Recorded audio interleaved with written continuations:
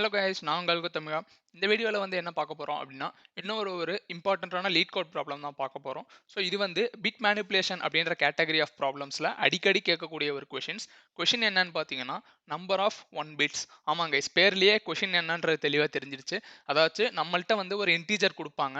அந்த இன்டீஜரோட binary representation, அதாச்சும் zeros and ஒன்ஸாக எழுதும்போது அந்த டிஜிட்ஸில் எவ்வளோ நம்பர் ஆஃப் ஒன்ஸ் இருக்குது அப்படின்றத தான் நம்ம ரிட்டர்ன் பண்ண போகிறோம். ஸோ கொஷின் பார்த்தீங்கன்னா, write a function that takes an unsigned integer. இந்த அன்சைன்டுக்கு நான் திரும்பி வரேன். Takes an unsigned integer and returns the number of one bits. So இதுதான் நம்மளோட கொஷின். இதுக்கு பேர் வந்து ஹேமிங் வெயிட் அப்படின்னு கொடுக்குறாங்க. ஸோ இது எக்ஸ்ட்ரா இன்ஃபர்மேஷன். ஸோ ஃபர்ஸ்ட் என்னன்னு பார்த்தீங்கன்னா, அன்சைன்ட் இன்டிஜர் அப்படின்னு அவங்க சொல்லும்போது அதை பற்றினா நமக்கு ஃபர்ஸ்ட் ஒரு ஐடியா வேணும்.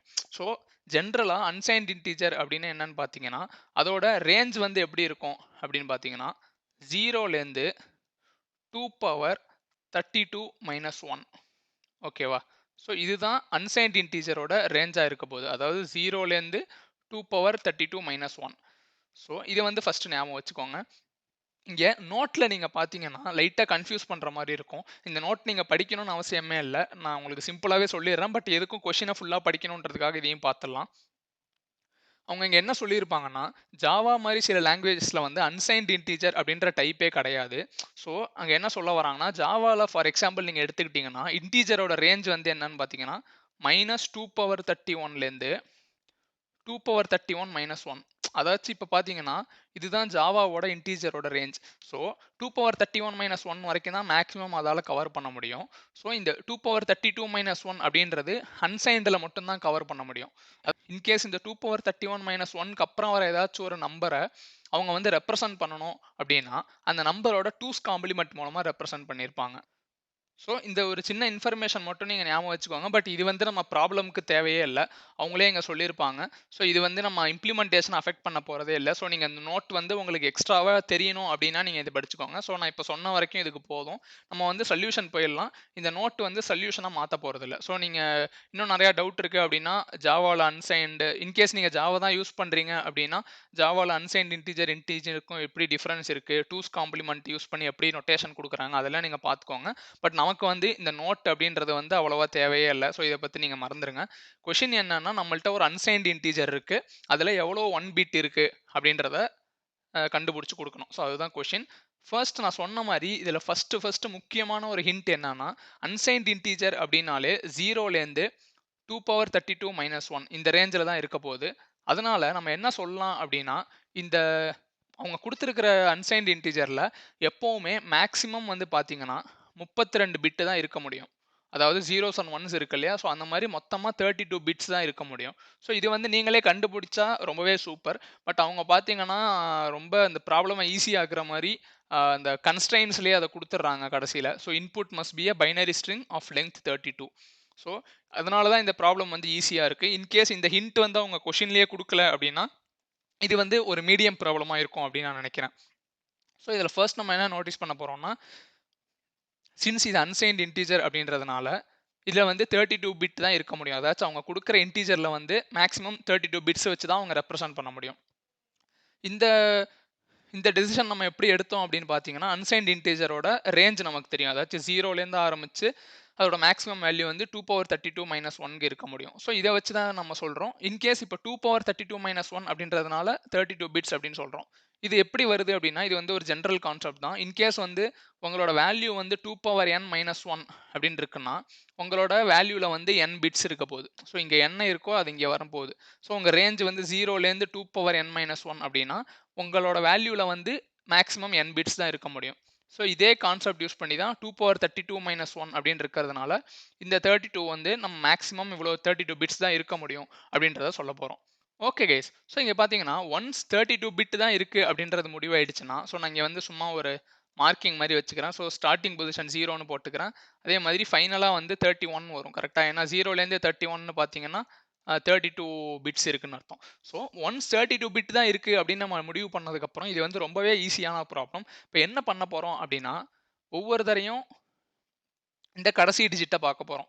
ஸோ கடைசி டிஜிட் வந்து எப்படி இருக்கலாம்? 1 0வா இருக்கலாம், இல்லை 1ஆ இருக்கலாம் கரெக்டாக. ஸோ இந்த வேல்யூ வந்து இந்த கடைசி பிட் வந்து எப்பவுமே எப்படி இருக்கலாம், எய்தர் 1ஆ இருக்கலாம், இல்ல 0வா இருக்கலாம். கரெக்ட்டா கைஸ்? ஸோ இப்போ ஒரு நம்பரோட கடைசி பிட் வந்து அதாச்சும் ரைட் மோஸ்ட் பிட் இருக்கு. அத வந்து லீஸ்ட் சிக்னிஃபிகன்ட் பிட் அப்படின்னு சொல்லுவாங்க.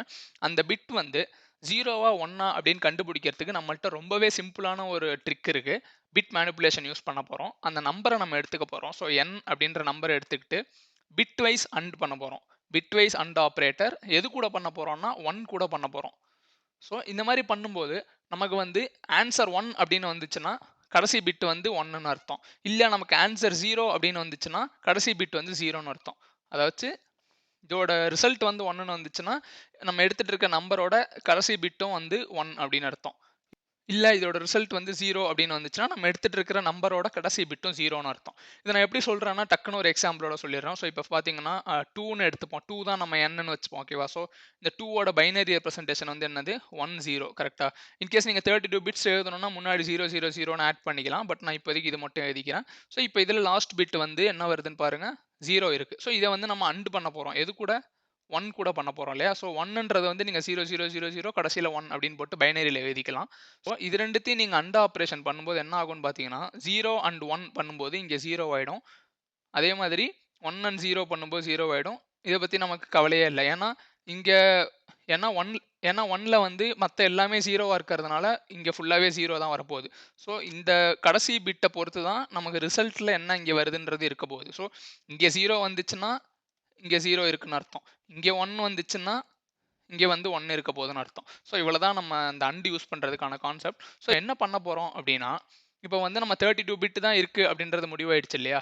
ஸோ 32 பிட் இருக்கிறதுனால ஒரு சின்ன லூப் போட்டு 32 டைம்ஸ் வந்து இத பண்ண போறோம். ஸோ 32 பிட்டையுமே நம்ம இந்த மாரி அண்ட் பண்ணி பார்த்துட்டோம்னா, ஓகே எவ்வளோ ஒன்ஸ் இருக்குன்னு கடைசியா கிடைச்சிற போகுது இல்லையா? ஸோ அது எப்படி நடக்கும்னா, ஃபர்ஸ்ட் வந்து நம்ம 32 பிட்டையுமே எடுத்துக்கிறோம். ஓகேவா? ஸோ 0, 0ன்னு ஆரம்பிச்சு ஏதோ 0, 1ன்னு முடியுதுன்னு வச்சுப்போம். ஸோ இது வந்து எல்லா பிட்ஸும் இருக்குன்னு வச்சுப்போம். அதாவது 31லேருந்து 0 பிட் வரைக்கும் 0 to 31 பிட்ஸ் இருக்கு. ஓகேவா? ஸோ ஃபர்ஸ்ட் டைம் பண்றோம். இங்க வந்து n அண்ட் 1 பண்றோம். ஓகேவா?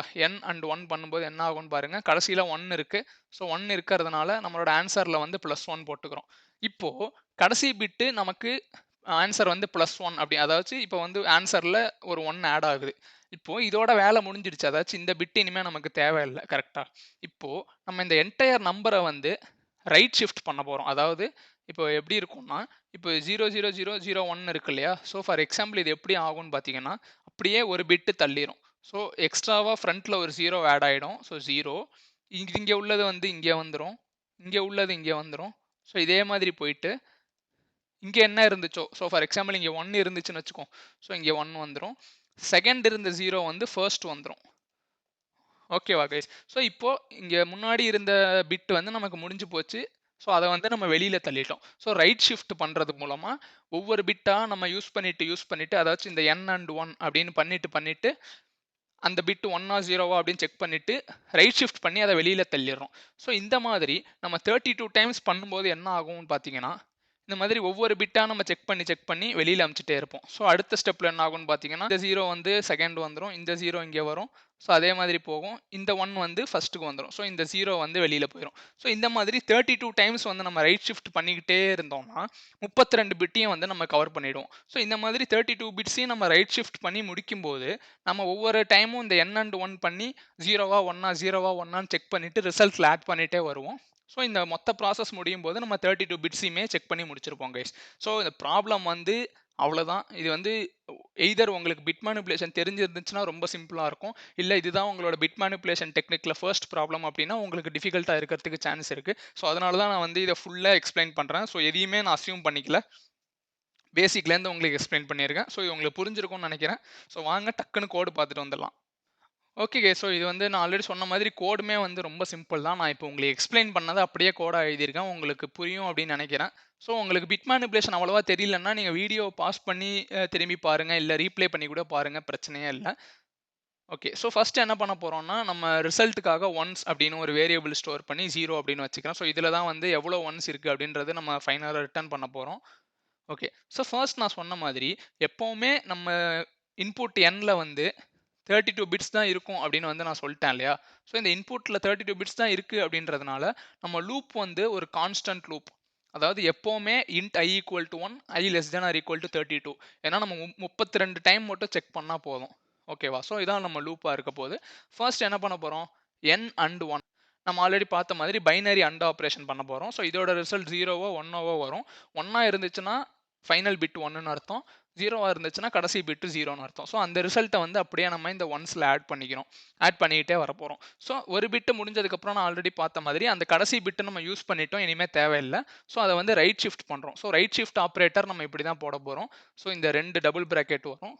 ஸோ இப்போ இந்த மாதிரி n ரைட் ஷிஃப்ட் 1 அப்படின்னு போடுறோம்னா என்ன அர்த்தம்னா நம்ம n வந்து ஒரு பிட் ரைட் ஷிஃப்ட் பண்றோம்னு அர்த்தம். ஸோ இன்கேஸ் n இங்கே 2ன்னு இருந்துச்சுன்னா 2 பிட், 3ன்னு இருந்துச்சுன்னா 3 பிட் மூவ் பண்றோம். ஸோ நமக்கு அதெல்லாம் தேவையில்லை. நம்ம 1 பிட் ஷிஃப்ட் பண்ணாலே போதும். ஸோ அதனால n 1 பிட் ஷிஃப்ட் பண்ணிட்டு அதை வந்து n-க்கே திரும்பி இது பண்ணிடுறோம். ஸோ இந்த மாதிரி 32 டைம்ஸ் இந்த லூப் முடியும் போது நமக்கு மொத்தம் எவ்வளோ ஒன்ஸ் இருந்துச்சு அப்படின்றது கண்டிப்பாக வந்துருங்க. ஸோ இது வந்து சப்மிட் பண்ணி பார்ப்போம். இது வந்து நீங்க பார்த்தீங்கன்னா தெரியும். நான் முன்னாடி ஆக்சுவலா ஈஸி ப்ராப்ளம் தான். ஸோ இதில வந்து நான் நெறைய டெக்னிக் ட்ரை பண்றேன். வேற மாரி பண்றேன் அப்படின்னு ட்ரை பண்ணி இங்க ராங் ஆன்சர்ஸ் வந்துருந்துச்சு.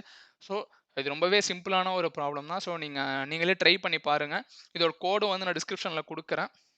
வீடியோ புடிச்சிருந்துச்சு அப்படின்னா கண்டிப்பா ஒரு லைக் பண்ண மறந்துறாதீங்க. அதே மாதிரி உங்க ஃப்ரெண்ட்ஸ் இன்டர்வியூ பிரிப்பேர் பண்றாங்க, இல்ல லீட் கோட் ப்ராப்ளம்ஸ் போடுவாங்க அப்படின்னா அவங்களுக்கும் கண்டிப்பா ஷேர் பண்ணுங்க. கண்டிப்பா உங்களுக்கு யூஸ்ஃபுல்லா இருக்கும்.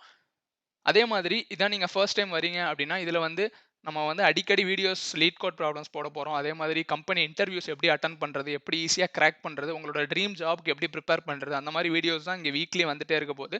ஸோ கண்டிப்பா சப்ஸ்கிரைப் பண்ணிட்டு, அந்த பக்கத்துல உள்ள பெல் ஐகான் பிரஸ் பண்ணி வச்சுக்கிட்டீங்கன்னா, உங்களுக்கு வந்து ரொம்பவே யூஸ்ஃபுல்லா இருக்கும். ஓகே நண்பாஸ், இதே மாதிரி இன்னொரு வீடியோல பார்க்குற வரைக்கும் வட்டா நண்பா.